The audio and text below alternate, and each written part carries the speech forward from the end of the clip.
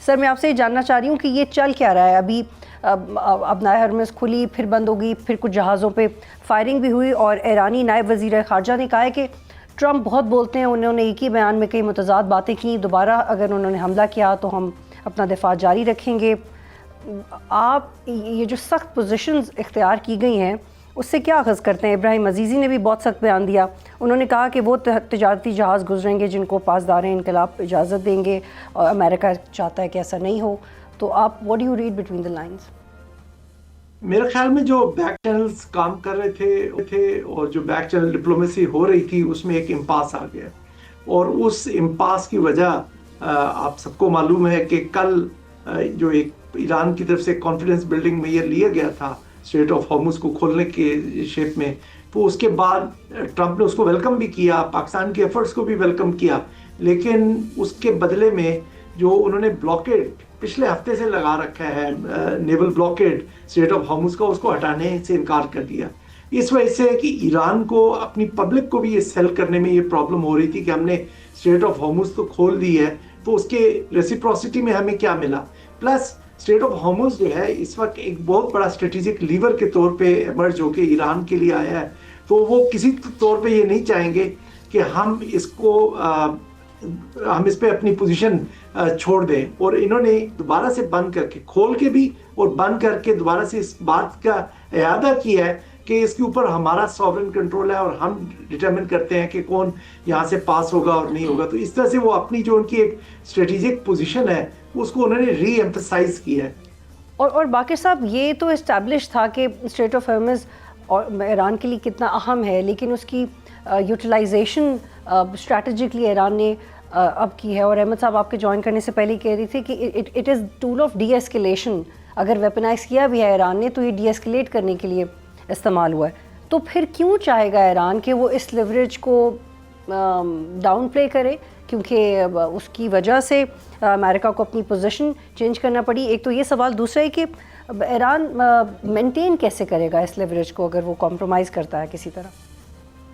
नहीं, ईरान किसी तरह इसको कॉम्प्रोमाइज नहीं करना चाहता। ईरान ये नहीं चाहता कि हम आज ये स्ट्रेटेजिक लीवरेज छोड़ दें और नेगोशिएशंस में उसके बगैर जाएं। क्योंकि ट्रंप ने जो चीज़ कही थी वो ये कहा था कि मैं नेवल ब्लॉकेड उस वक्त हटाऊंगा जब फाइनल एग्रीमेंट साइन हो जाएगा।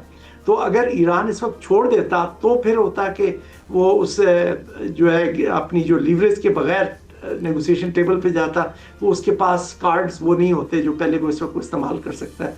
तो लिहाजा उसने अपने स्ट्रेट ऑफ हॉर्मुज़ पे कंट्रोल को रीअसर्ट करके ये साबित किया है कि वो अपने इस जो ट्रंप कार्ड को होल्ड कर रहा है अभी भी और उसको अप्लाई करता रहेगा। उसी के ज़रिए आपने देखा कि ईरान ने जहाँ पे एक वर्ल्ड सुपर पावर को उसने इस वक्त तो यूनिपोलर वर्ल्ड है और एक ही बड़ी पावर है, अगरचे चाइना एक राइजिंग पावर जरूर है, लेकिन उसको एक तरह से उसने स्ट्रेटेजिकली शिकस्त दी है और उसके पास कोई उस तरह का वेपन नहीं था कि जिससे कहें कि उसने इतनी बड़ी डिफीट अमेरिका को दे सके, at least strategically, not technically in the strictest sense, military के सेंस में अगर हम कहें कि वो डिफीट हुई, लेकिन एक स्ट्रेटेजिक उनको डिफीट हुई, उनको आना पड़ा नेगोशिएशन के टेबल पे।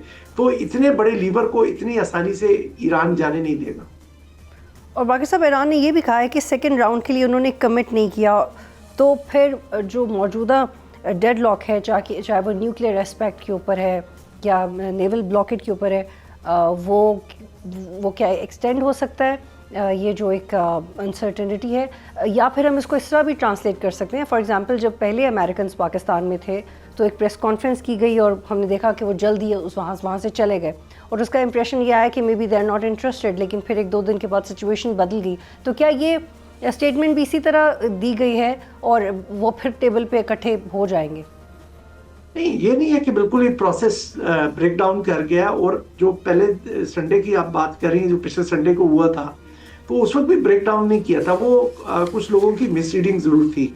वो एक जो आप वैंस की स्टेटमेंट पढ़े हैं अगर बगौर, तो उसमें लिखा है कि हम एक प्रपोजल दे के जा रहे हैं, उनको ईरानियों को दे के जा रहे हैं and it is for them to respond. उन्होंने कहा कि जी they have to earn our trust. तो लिहाजा ना उस वक्त प्रोसेस ब्रेक डाउन हुआ था ना अब ब्रेक डाउन हुआ। अभी ये हुआ है कि टाइमलाइन जो है वो बहुत नैरो हो गई है। अब आपको पता है कि 21 तारीख की रात को या 22 की सुबह को इनका सीज फायर खत्म हो रहा है, लिहाजा एक सेंस ऑफ अर्जेंसी है। यहाँ पर जो पोजीशन हम देख रहे हैं वो ये है कि ईरान ये कह रहा है कि आप नेवल ब्लॉकेड हटा दें, हम स्ट्रेट ऑफ हॉर्मुज खोल देंगे। लिहाजा जो बॉल है वो ट्रंप के कोर्ट में है इस वक्त। ट्रंप अगरचे ये कह रहा है कि मुझे ईरान ब्लैकमेल नहीं कर सकता, लेकिन उसको करने के लिए उसको ईरान को दोबारा से नेगोशिएशन टेबल पे लाने के लिए या स्ट्रेट ऑफ हॉर्मुज को खोलने के लिए, जो कि एक सॉर्ट ऑफ प्री कंडीशन है इन टॉक्स के लिए, तो उसके लिए ट्रंप को पहला कदम लेना पड़ेगा। ट्रंप को अपना नेवल ब्लॉकेड हटाना पड़ेगा। और ये ब्लॉकेड वॉर के दिनों में नहीं था, ये ब्लॉकेड उसने टॉक्स के बाद लगाया है। ये पिछले 23 तारीख से ये ब्लॉकेड इफेक्टिव हुआ है, जबकि टॉक्स का पहला राउंड हो चुका था। तो मेरा ख्याल में यहाँ पे ट्रंप को एक कदम पीछे हटना पड़ेगा ताकि इस प्रोसेस को रिवाइव किया जा सके। जहां तक आपने फाइल की बात की, तो न्यूक्लियर फाइल के ऊपर अभी नेगोशिएशंस स्टार्ट होनी है। दोनों साइड ने अपनी पोजीशंस वाजे कर दी है।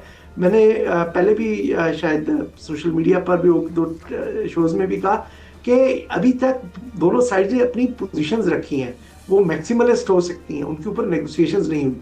उनमें एक तो ये न्यूक्लियर फाइल भी है, उन पे ईरान का रीजनल पोस्टर भी है और सैंक्शंस का रिलीफ भी है। इस पे अभी कोई उतनी ले दे नहीं हुई। अभी तो वो एक माहौल साजी हो रही है कि किस तरह से इस प्रोसेस को स्टार्ट किया जाए। इसी वजह से बाकिर साहब, ये जो आपने भी स्टेट ऑफ अर्जेंसी की बात की थी, ये इसका ताल्लुक ज्यादा यूएस से है, ईरान से नहीं। This is what you mean? जी जी, अभी ये जो आप देख लें पूरा स्टेट ऑफ अर्जेंसी तो बहरहाल दोनों साइड पे होगी, क्योंकि एक सीज फायर खत्म हो रहा है।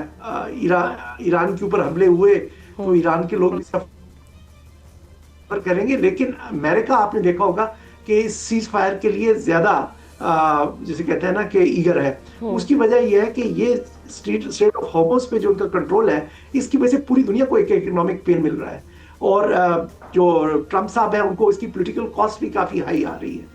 तो लिहाजा ट्रंप ये चाह रहे हैं कि हो जाए, क्योंकि Iran is at the receiving end. Iran को पता है कि मुझे दोबारा भी मार पड़नी है, पहले भी पड़ी थी जो उनकी स्ट्राइक्स की हैं। उससे से ईरान मिलिटरीली नहीं इनको रिस्पॉन्ड कर सकता, लेकिन ईरान की रिस्पॉन्स एसिमेट्रिक है।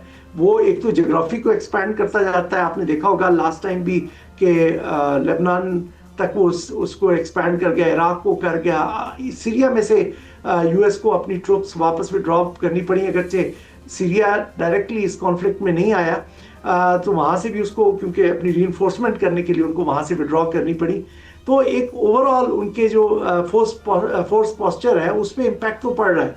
तो अमेरिका की एक तरह से ज्यादा अर्जेंसी है। और ये अगर सिचुएशन लिंगर ऑन करती है तो मेरे ख्याल में दोनों साइड्स के लिए इतना ज्यादा सुटेबल नहीं होगी। और जहां तक मैं बात कर रहा था ना कि बाकी जो इश्यूज थे, उन पे मेरे ख्याल में बातचीत जब एक दफा हो जाए सेकंड राउंड, तो उसके बाद जाके टेक्निकल टीम स्टार्ट करेंगी। जो इनका प्राइमरी गोल था इस सेकंड राउंड के लिए, जो मंडे के लिए पहले CNN ने भी कहा और दीगर नशरियाती इदारे भी कह रहे थे कि मंडे को होगा, वो अब नहीं हो रहा। तो इसमें जो उनका प्राइमरी गोल था वो ये था कि फ्रेमवर्क, एक एग्रीमेंट, एक ढांचा डायलॉग का तय हो जाए, जिसके जरिए फिर आपका वो सीज फायर ऑटोमेटिकली एक्सटेंड हो जाना है कि जब आप लोग बातचीत में लगे हुए हैं तो उसमें कोई वॉर या वायलेंस नहीं होगी। ठीक है बाकिर साहब, जो इंटरनल फॉल्ट लाइंस हैं ईरान की, फॉल्ट लाइंस शायद मुनासिब लफ्ज़ नहीं हो, क्योंकि बज़ाहिर तो वो एक ही कॉज के लिए बात करते हैं, लेकिन when it comes to making a narrative तो फॉल्ट लाइंस ही लगती हैं। ईरान के वज़ीर ख़ारजा ने कहा, जब उन्होंने बात की स्ट्रेट ऑफ हॉर्मुज़ के हवाले से, तो IRGC से रिलेटेड अकाउंट ने उन पर काफ़ी तनकीद की सोशल मीडिया पे, और वो रियल टाइम में की। तो जो फील्ड मार्शल का दौरा है उसने कितना इफ़ेक्ट किया है? क्या ओवरऑल ईरान की पॉलिसी को इफ़ेक्ट किया, या IRGC पे भी उसका असर गया होगा? क्योंकि इस बयान के बाद तो नहीं लग रहा। नहीं, वो इस तरह से है कि जो ईरान में जो क्रिटिसिज्म हुआ है वो पॉलिसी पे तो नहीं हुआ, वो स्ट्रेटजी पे हुआ है। अरागची साहब ने जो ट्वीट किया था, अगर आप उनका बगौर उनकी स्टेटमेंट्स जो आ रही हैं और जो सोशल मीडिया पे क्रिटिसिज्म हो रहा है, कि वो उनकी एम्बिग्विटी पे हुआ कि आपने किन शराइत पे और उसके आपने कोई कैविएट्स वगैरह मेंशन नहीं किए कि अगर वो चीज़ पूरी ना हुई तो हम स्ट्रेट ऑफ हॉर्मुज़ बंद कर देंगे। तो स्ट्रेट ऑफ हॉर्मुज़ के ऊपर जो एम्बिग्विटी अरागची साहब ने रखी, उसके ऊपर क्रिटिसिज्म हो रहा है। वरना तो मुझे लगता है कि वहाँ पर एक यूनानिमिटी है कि हमने इसको किस तरह से इस पे अपना सॉवरेन कंट्रोल बरकरार रखना है। और दूसरी बात यह है कि ईरान के अंदर इस वक्त जो प्रो डायलॉग सेंटिमेंट है वो काफ़ी वीक है। वो नहीं समझते कि यूनाइटेड स्टेट्स के साथ बात हो, क्योंकि काफ़ी ज़्यादा ट्रस्ट डेफिसिट है। तो वो जो कुछ डॉव्स है, अगर इस तरह की अमेरिका ने अगर मिस कैलकुलेशंस करते रहे जिस तरह के कल उन्होंने की, कि जहाँ पे वो एक वेलकम करते स्ट्रेट ऑफ हॉर्मुज को खोलने की और दूसरी तरफ कह रहे थे कि हम नेवल ब्लॉकेड बरकरार रखेंगे, तो उनका हाथ जो है उसमें IRGC कहें या ओवरऑल मैं आपको पब्लिक सेंटीमेंट के बता रहा हूँ कि मेरी, क्योंकि वहाँ बात होती रही ईरान में, तो लोग जो है वो रागची को भी आम आदमी क्रिटिसाइज कर रहे हैं। तो उनके लिए पॉलिटिकली ये टेनेबल नहीं रहेगा कि इस डायलॉग प्रोसेस को कंटिन्यू करें। तो उनको ये जो अमेरिकन साइड है इसको भी उनकी पॉलिटिकल सेंसिटिविटीज का भी ख्याल रखना पड़ेगा अगर इस डायलॉग को सक्सेसफुल बनाना है। सब्सक्राइब करें और बेल दबाएं ताकि कोई खबर रह न जाए।